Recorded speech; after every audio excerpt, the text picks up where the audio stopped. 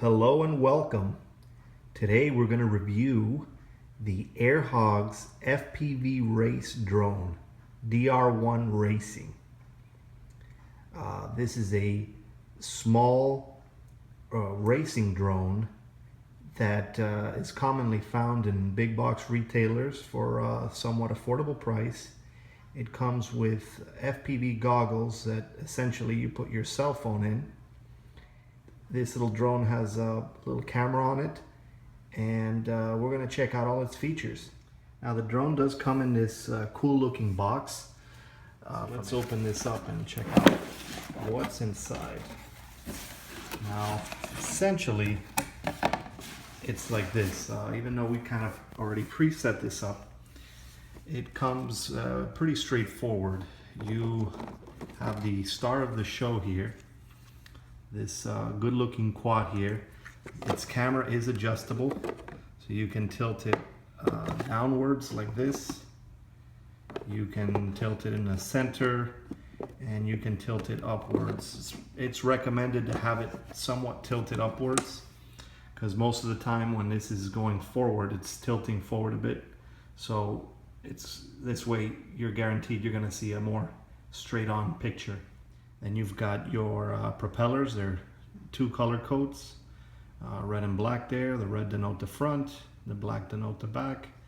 You have this, I believe this FPV transmitter antenna, so it reaches your cell phone. Has this cool logos there, and this big area down here is where the battery's stored. It's non-removable. It's in there. I'm not sure what the size is. It's probably maybe a 350, 400, maybe even 500 milliamp battery, maybe 3.7 volt. So, but I'm not quite sure.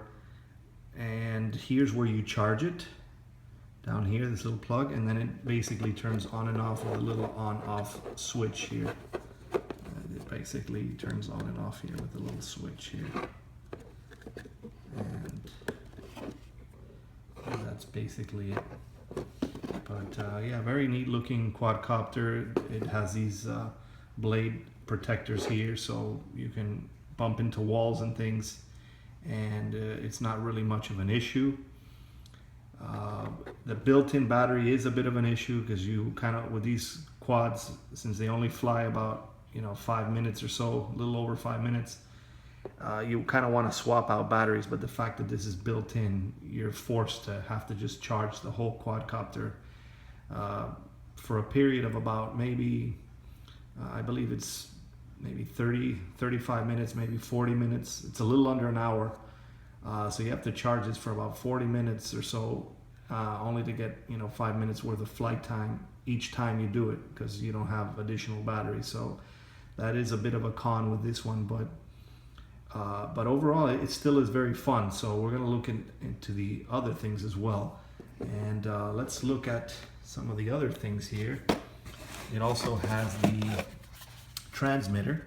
Now this transmitter takes two AAA batteries in the back here, and you don't need a screwdriver to open this. You just need a pen to push this little button in, and then pull out the top, and then you just turn on the transmitter, and it quickly binds to the quadcopter. And then you essentially have your trims, your two rates, beginner mode, which has flight assist or altitude hold, and then you have your second mode, which is more manual, where you have to provide more throttle management. Auto takeoff, auto land, on off, dedicated flip button. This is your picture or camera button. As you can see, these little icons here. You see the little picture, and then this is video, and here are your trims. And this is not a spring-loaded thumbstick for the throttle, and then you have your spring-loaded rudder here. And we're going to go into the app right now in a second. And then here you've got basically two baggies with your accessories. You got your additional propellers here, spare propellers, one set or four of them. And then you've got this little baggie with essentially just a USB charger for the little quadcopter, additional end tips for your thumbsticks here, and then this little stick here to, I guess, help you pull off these propellers if you need to replace them, or if you need to make some adjustments on the quadcopter. Here's this little plastic stick. So there are your two baggies, your quadcopter, your transmitter, and then right here you've got your FPV goggles right here.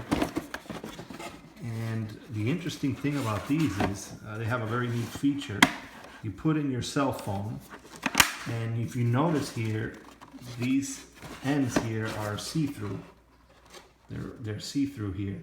And the reason that is when you're looking at this in FPV mode, the app gives you the option to get out of FPV mode and look straight as if you had no goggles on.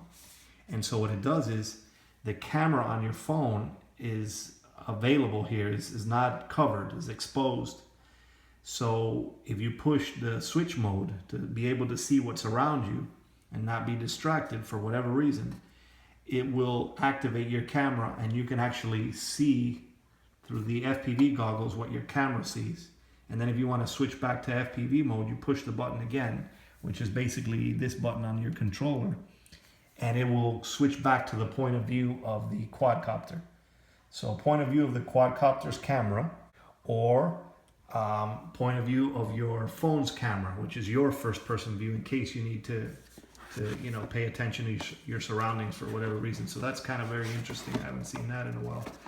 So and it's pretty comfortable, pretty good looking FPV goggles with the logo right there.